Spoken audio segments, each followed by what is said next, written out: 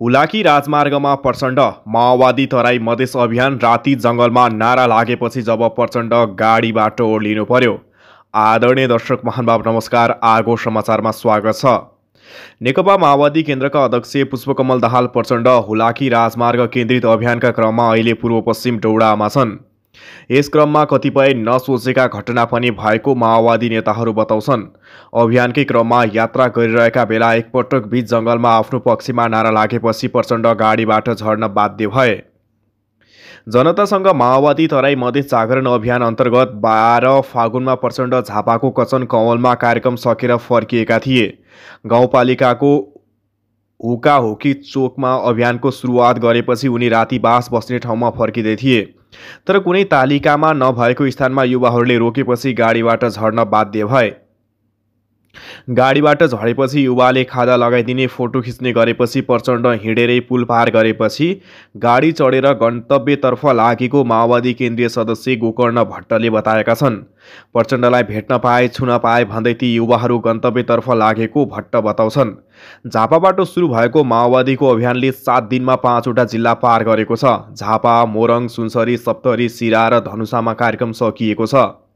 2 दिन रोकिएपछि अब बिहिबार महोत्तरीबाट अभियान पुनः सुरु हुने माओवादीले जनाएको छ। 5 बजे उठे 8 किलोमिटरसम्म हिँडे प्रचण्ड।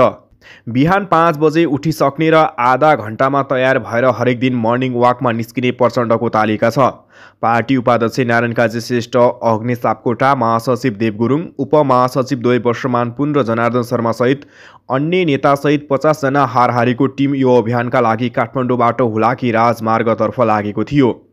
अभियानमा प्रचण्डसँगै यी नेता हिँडेका थिए। यसमा जिल्ला अनुसार स्थानीय नेता अभियानमा जोडिएको प्रचण्डका सचिवालय प्रमुख गोविन्द आचार्यले बताएका छन्। 6 देखि 8 किलोमिटरको मर्निङ वाक अँध्यारोमै सुरु गर्ने र उज्यालो भएपछि भेटघाटमा परिणत गर्ने प्रचण्डको रुटिन छ। बिहान अँध्यारोमा आधा हिँडेपछि मर्निङ वाककै क्रममा स्थानीय नेता कार्यकर्तासँग भेटघाटका कार्यक्रम हुने गरेको उनले बताए।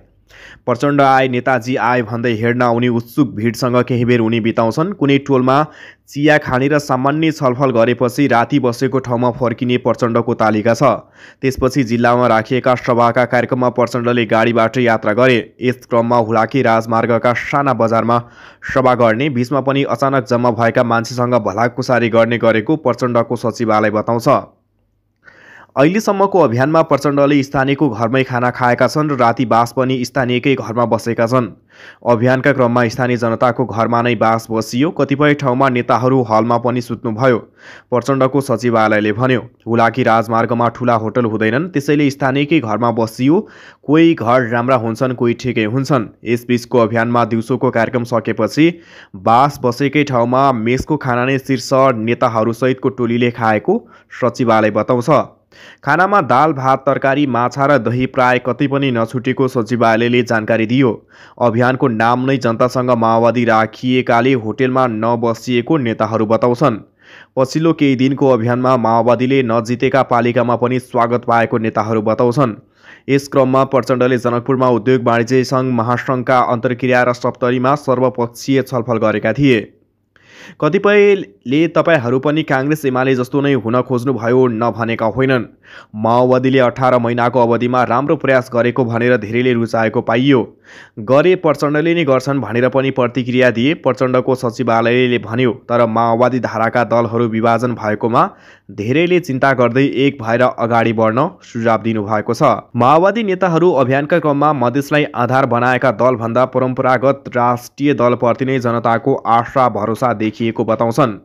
हामीलाई काठमाडौँमा तराई मधेसमा मधेसवादी दलको प्रभाव होला भन्ने थियो, तर हामी डुलेको हुलाकी राजमार्ग आसपास काङ्ग्रेस एमाले र माओवादीकै प्रभाव देखियो। माओवादीको अभियानमा जोडिएका ती नेता भन्छन्, मधेसवादी दलको ठुलो प्रभाव र माहौल देखिएन, परम्परागत दलकै पक्षमा माहौल पायौँ, जसले पहिलोपटक ठुला नेताहरू देख्न पाए। जनकपुरको एउटा गाउँमा पहिलोपटक नेताको रूपमा प्रचण्डलाई देख्न पाएपछि स्थानीय वृद्धहरूले खुसी व्यक्त गरेको नेता भट्ट बताउँछन्। जनकपुरको एउटा गाउँमा 15-20 वृद्ध बाहरू मन्त्री आएका छन् भनेर हेर्नु आउनु भएको रहेछ, तर उहाँहरूलाई कुन पार्टीको हो भनेर थाहा थिएन, भट्ट भन्छन्। 70 देखि 90 वर्षसम्मका हुनुहुन्थ्यो। आजसम्म एउटा पनि नेता आएका थिएनन् भन्दै प्रचण्डलाई भेट्न पाएपछि खुसी हुनुभयो।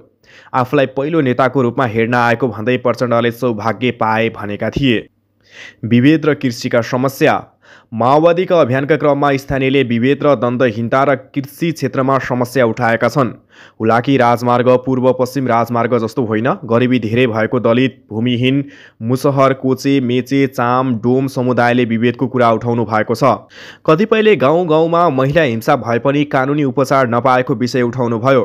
भट्टले भने कृषिका लागि मलखात र सिँचाइ, सीमापारीबाट हुने डकैतीका कुरा, जमिनदारको शोषण, बाटोघाटो, रोजगारी, लाल पूर्जा र नागरिकताको कुरा उठाउनु भएको छ। माओवादीको अभियानका क्रममा अहिलेसम्म 2000 बढी पार्टी प्रवेश गरेको नेताहरू बताउँछन्।